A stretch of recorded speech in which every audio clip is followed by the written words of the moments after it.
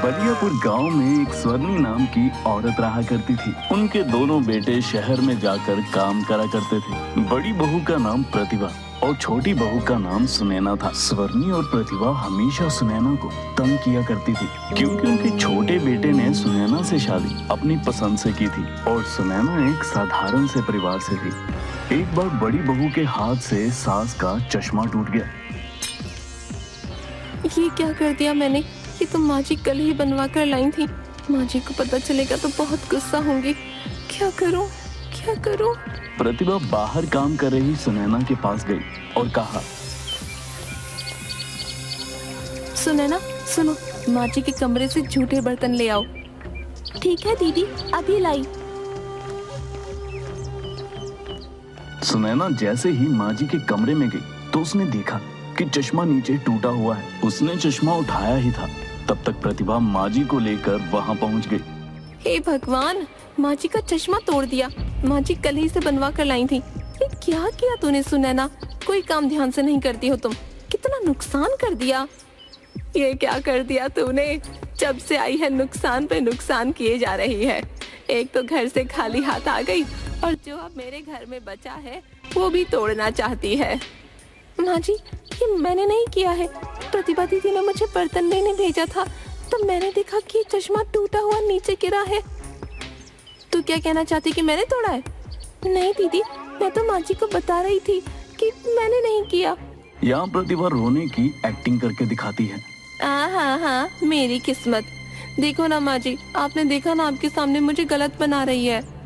नहीं दीदी, मेरा ऐसा कोई इरादा नहीं है।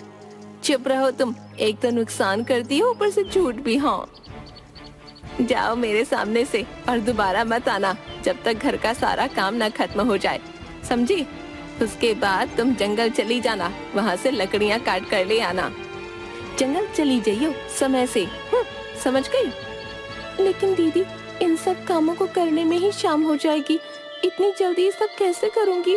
मुझे क्या पता, माँ जी ने बोल दिया सो बोल दिया, समझ गई? माँ जी, प्रतिभा ने क्या कहा समझ नहीं आया? ठीक है माँ जी, जाती हूँ। बेचारी सुनैना उदास मन से वहाँ से चली जाती है। भगवान करे जंगल से वापस ही ना आए। मैं अपने बेटे की किसी अच्छे घर में शादी कर दूंगी और दहेज में बहुत सारे गहने और रुपए भी ले लूंगी। ये सब सुनैना ने सुन लिया।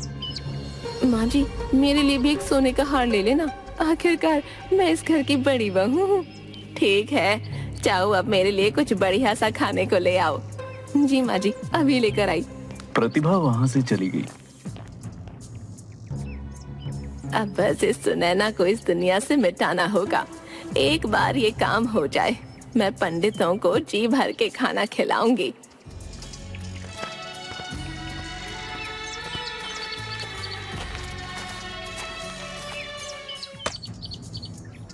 सुनैना जंगल में लकड़ी काटने लगती है। उसने लकड़ी का एक गट्ठा बनाया और छांव में बैठ के तब उसके थैले से रोटी का डिब्बा नीचे गिर गया। अरे, मैं तो खाना ही भूल गई। लोग काम भूल जाते हैं और मैं हूँ कि खाना ही भूल गई। क्या करूँ अपना? अब बस जल्दी घर चली जाती हूँ। इसे खाऊं या नहीं? ऐसा करती हूँ, खा ही लेती हूँ। वैसे भी दिन से कुछ खाया नहीं, फिर रात का खाना भी तो बनाना पड़ेगा। वह खाना खाने ही वाली होती है कि तभी वहाँ पर एक बकरी उसके सामने आकर बैठ जाती है। तुझे भूख लगी है? आजा तू भी खा ले। वह एक रोटी बकरी को दे देती है। बकरी फिर भी नहीं जाती। इस बार वो एक और रोटी देती है और इस बार बकरी चली जाती है। लगता है इसके नसीब में रोटी खाना लिखा था। चलो, इस बेजुबान के पेट में भी कुछ गया। इसके बाद वो थोड़ा पानी पीती है। तब तक वहां से एक बूढ़ी औरत बहुत सारा सामान लेकर गुजर रही होती है। माँ जी, आप इस जंगल में? अपने गांव जा रही हूँ बेटी।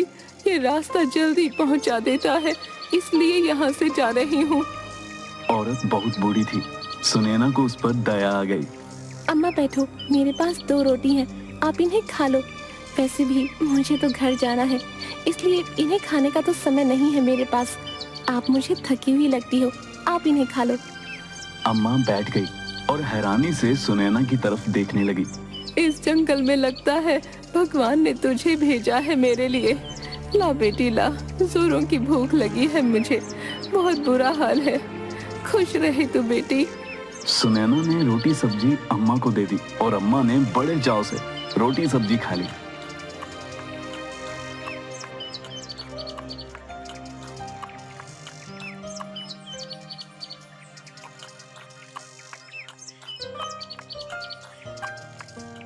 बेटी एक बात ध्यान से सुन, तेरे जीवन में कभी भी कोई मुसीबत आए तो बस अपने पूर्वजों और भगवान को सच्चे दिल से याद करना। उसके बाद सामने मुसीबत पर लाल कपड़ा और अगरबत्ती जलाकर हाथ जोड़ लेना, सब ठीक हो जाएगा। धन्यवाद अम्मा, बड़ों की कृपा से ही घर परिवार फलता फूलता है। कभी बलियापुर गांव में आना होगा तो किसी से भी पूछ लेना मेरी माँ जी का नाम। उनका नाम स्वर्णी देवी है, तो आपको बता देंगे मेरे घर का पता। कभी आना हो तो हमसे मिलने जरूर आना। जरूर बेटा, कभी मौका मिले तो जरूर आऊंगी। अब बेटी तू जल्दी घर जा, ये जंगल तेरे लिए सुरक्षित नहीं है। ठीक है अम्मा, आप भी जल्दी चली जाओ। और हाँ बेटी, कभी भी डर लगे तो अपने पूर्वजों को याद करना। पितृ हमेशा अपने वंशजों की रक्षा करते हैं। जी अम्मा।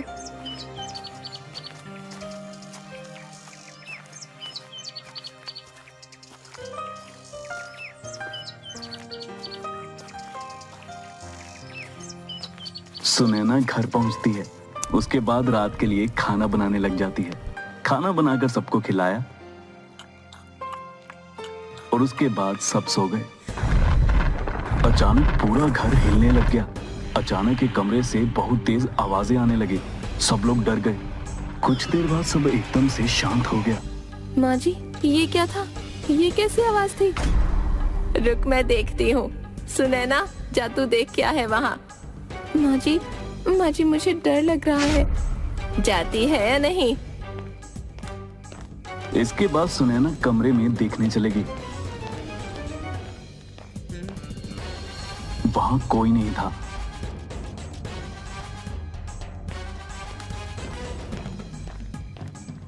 माँ जी, यहाँ कुछ भी नहीं है। ऐसा कैसे हो सकता है? इतनी भयंकर आवाज भला किसकी हो सकती है? माँ जी, लगता है कोई जानवर खिड़की से घुस गया होगा। मैं कहती थी ना, वहाँ जालियां लगा लो। चलो अब जाओ, सब सो जाओ। अगले दिन सुनैना, सुन, वो कपड़े रखे हैं, धो देना सारे। और घर के सारी चादरें भी धोनी है। और हाँ, पर्दे भी, समझ गई? जी माँ जी। तब तक वहां उनकी पड़ोसी शारदा आ गई। प्रणाम अम्मा, कैसी हो आप? आओ आओ बेटी, तुम कैसी हो? हमारा तो जैसे तैसे वक्त निकल रहा है। मैं ठीक हूँ माँ जी। आपसे वो शहद लेने के लिए आई हूँ, कुछ दिन पहले आपसे मंगवाया था ना। अरे हाँ, मैं तो भूल ही गई। क्या करूँ बेटी, उम्र हो गई है। रुक लाती हूँ। माँ जी जैसे ही अंदर गई, शारदा तुरंत सुनैना के पास जाकर बोली, सुनैना तो दुखी नहीं होती इस बुढ़िया के ऐसे बर्ताव से। जीना मुश्किल किया हुआ है तेरा इसने।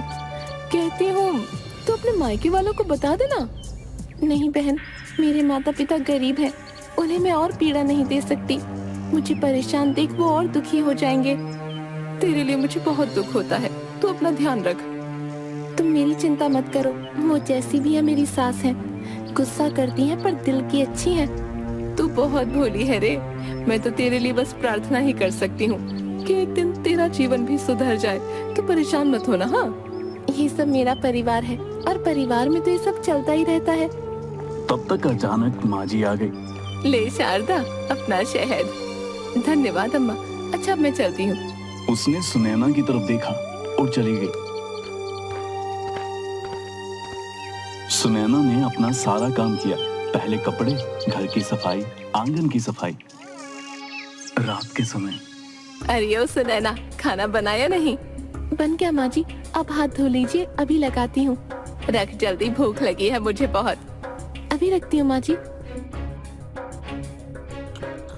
छी छी, कैसा खाना बनाती है तू? ऐसा खाना तो जानवर भी ना खाए। माँ जी, मैं आगे से ध्यान रखूंगी।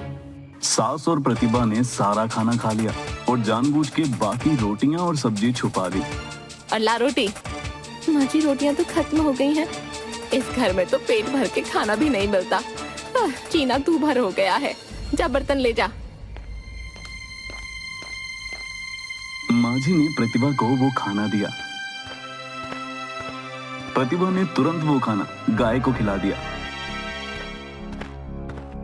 और वापस वहां बैठ गई। चलिए माँ जी, कल शादी में भी जाना है, सो जाते हैं। सबने खाना खाया। किसी ने सुनैना को खाने के लिए नहीं पूछा। फिर सुनैना ने बर्तन धोए। आधी रात को अचानक आवाज आने लगी।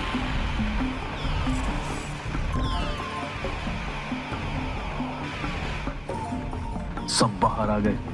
माँ जी फिर से वही आवाज। ये आवाज तो कल से भी ज्यादा है। माँ जी इस सुनैना को वहाँ भेज देते हैं। आप कमरा बंद कर देना।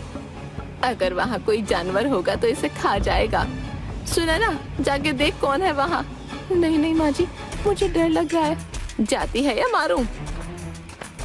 सुनैना जैसे ही कमरे में गई, प्रतिभा ने दरवाजा बंद कर दिया। माँ जी दरवाजा खोलिए। आप मेरे साथ ये सब क्यों कर रही हैं माँ जी? मुझे डर लग रहा है। ये सब मेरी बेटे की जिंदगी में आने से पहले सोचना चाहिए था। अब भुगत। दोनों हंसने लगी। माँ जी यहाँ सांप है। सांप सांप। सुनैना जो कि कोने में छुप गई। सुनैना को अचानक अम्मा की बात याद आई। बेटी एक बात ध्यान से सुन। तेरे जीवन में कभी भी कोई मुसीबत आए तो बस अपने पूर्वजों और भगवान को सच्चे दिल से याद करना। सुनैना ने तुरंत अपने पूर्वजों को याद किया। हे पितरों, मेरी रक्षा करो। कोई तो उपाय दो ताकि मैं इस मुसीबत से बच पाऊं। अचानक वहाँ पे लाल कपड़ा और धूप बत्ती आ गई। सुनैना को बूढ़ी अम्मा की बात याद आ गई। सुनैना ने तुरंत डरते डरते उसके पास गई और धीरे से उसके ऊपर लाल कपड़ा डाला और धूप बत्ती जलाने लग गई और भगवान का नाम जपने लगी। हे ईश्वर मेरी रक्षा करो मेरी। माँ जी चलिए, लगता है वो मर गई। जानवर उसे अभी तक तो खा भी चुका होगा। कल इस कमरे को खोलेंगे। ठीक है, भगवान करे इस बार ये मुसीबत टल जाए। अगले दिन प्रतिभा ने वह कमरा खोला। सुनैना एक जगह पे लेटी हुई थी। प्रतिभा चिल्लाई, क्या हुआ? कोई भूत देख लिया क्या? माँ जी जैसे ही कमरे में आई, उन्होंने देखा कि चारों तरफ सोना ही सोना बिखरा हुआ है। हमारी तो किस्मत ही खुल गई प्रतिभा। माँ जी एक साथ दो मुसीबत टल गई। पहली वो मुसीबत और दूसरी गरीबी। आज से हम ऐशो आराम की जिंदगी जिएंगे। माँ जी देखिए ना, इतना सारा सोना। इससे तो हमारी कई पीढ़ियां मजे से अपना जीवन बिता सकेंगी। प्रतिभा जैसे ही सोने का एक गहना उठाती है। कितना सुंदर है ना माँ जी, मेरे गले में बहुत अच्छा लगेगा। ठीक कहा ना मैंने? तब तक अचानक प्रतिभा को जोर से करंट लगने लगता है और माँ जी को सांप पकड़ लेता है। माँ जी चिल्लाने लगती है। चिल्लाने की वजह से सुनैना उठ जाती है। उसी समय अम्मा वहाँ प्रकट हो जाती है। ये सब केवल सुनैना का है। इस खजाने में किसी ने भी बुरी नजर डाली तो उसे छोड़ूंगी नहीं मैं। प्रतिभा ने वह हार फेंक दिया। अम्मा, माँ जी और प्रतिभा दीदी को छोड़ दो आप। नहीं बेटी, ये सब तुझे जीने नहीं देंगे। मेरे होते हुए तुझे कोई तंग नहीं कर सकता। अम्मा आपके आगे हाथ जोड़ती हूँ, कृपया छोड़ दो ना इन्हें। ठीक है। दोनों बच जाती हैं। माँ जी आप ठीक तो हो ना? प्रतिभा दीदी आप ठीक तो हो ना? अम्मा मेरी बात का मान रखने के लिए धन्यवाद। ये सब तेरा है सुनैना। अम्मा ये सब मेरा कैसे हुआ? मुझे आप ये सब क्यों दे रही हो? बेटा ये तेरा ही था हमेशा से। एक जमाने में तेरे पूर्वजों ने इस खजाने को छुपाया था दुश्मनों से। वो चाहते थे कि ये सब उनके किसी वारिस को मिले जो ईमानदार और नेक हो, ताकि सबका भला हो सके। वो चाहते थे कि दुश्मन इसका गलत इस्तेमाल न कर पाए, इसलिए उन्होंने इस खजाने की पूजा कराई। इसके बाद ये खजाना सर्प में बदल गया और तब से वो तुम्हारे वंश के सही उत्तराधिकारी की खोज कर रहा था। तुमने जिस बकरी को रोटी खिलाई वो असल में सर्प था, जो वेश बदलकर तुम्हारे सामने बकरी बनकर आया था, ये जानने के लिए कि तुम वही सही उत्तराधिकारी हो कि नहीं। बेटी तू बहुत भोली है। सब याद रखना, ये खजाना सिर्फ तुम्हारा है। ये कोई मामूली खजाना नहीं है, मंत्रों द्वारा सिद्ध किया गया खजाना है। याद रखना, इस खजाने की सुरक्षा स्वयं सर्पदेव करते हैं। इसलिए सुनैना तुम इसके खो जाने की चिंता मत करना, ये हमेशा तुम्हारे पास रहेगा। तुम्हारा कल्याण हो। माँ जी, ये सब आपका है, इसका जो कुछ भी करना है वो आपकी मर्जी से ही होगा। बेटा, मैंने हमेशा तेरे साथ बुरा किया। तू चाहती तो इतना सारा धन पाके हमें घर से बाहर निकाल सकती थी, पर तू ये सब मुझे दे रही है, क्यों सुनैना? माँ जी, मैं हमेशा चुप रहती थी ताकि एक दिन आप मेरे प्यार को समझ सको। देखो ना, आज आपको मेरा इस परिवार के प्रति प्रेम समझ आ गया। इससे ज्यादा मुझे कुछ भी नहीं चाहिए। मुझे माफ कर दो, मैंने तुम्हें हमेशा मारना चाहा, लेकिन आज तुमने मुझे बचाकर मेरी नजरों में अपनी इज्जत और भी बढ़ा दी है। आज से मैं हमेशा तुम्हारी बड़ी बहन बन के रहूंगी और तुम्हें कुछ नहीं होने दूंगी। सुनैना, इसकी हकदार सिर्फ तू है। ये जिम्मेदारी तुझे ही संभालनी होगी। तेरे पूर्वजों का भरोसा है तू, इसलिए अपनी जिम्मेदारी को समझ और वही कर जो सही है। जी माँ जी, मैं आपकी बात का मान रखूंगी। इसके बाद सुनैना का परिवार बहुत अमीर हो गया और सुनैना दान पुण्य करने लगी।